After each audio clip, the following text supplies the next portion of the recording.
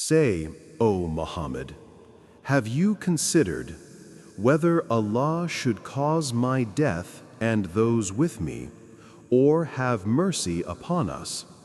Who can protect the disbelievers from a painful punishment? Say, He is the most merciful. We have believed in Him, and upon Him we have relied. And you will come to know who it is that is in clear error.